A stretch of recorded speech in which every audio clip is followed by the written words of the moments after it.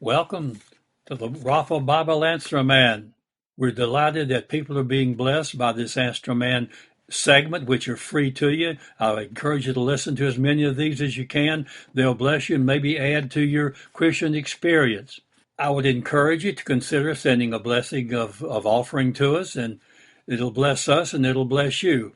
God will get it done, but if you'd like a special blessing, please consider doing that so we can continue producing these things uh, with even more enthusiasm and depth.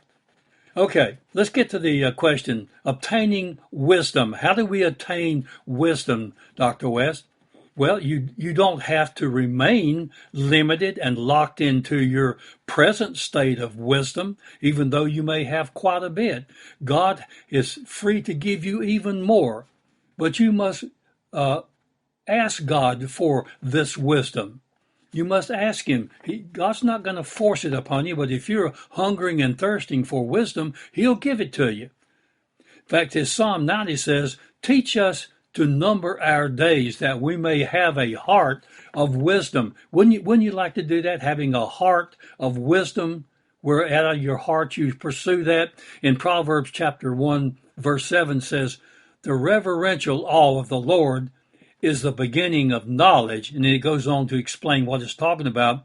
But fools despise wisdom and instruction. And you see that around you every day, especially when you become a redeemed, born-again person. Wisdom brings happiness. It's wonderful to know that you're operating not at the whims of people, but at the operational wisdom of God. Definition of wisdom is experience and shrewdness. That's nice shrewdness, not being cunning shrewdness. But the Hebrew is chokoma. It means the ability and knowledge to make the right choices at the proper time. Wouldn't you like to be able always to do that? Well, that's available to you. So chokmah is that in the Hebrew for experience and wisdom of a God type. Wisdom brings deliverance from adversity, because wisdom will stop you from going through a lot of adverse situations. And that'll be a wonderful blessing financially and peace and in every aspect of your life.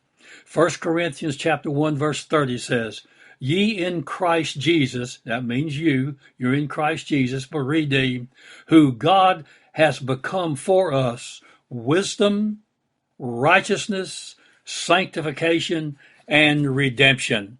What wonderful thoughts, and I encourage you to meditate on this and listen to it a number of times. It'll continue to bless you. Glad to have been with you. Re-listen to this a number of times and you'll get more out of it. Until we meet again, I just pray God's richest blessings upon you as you seek His will.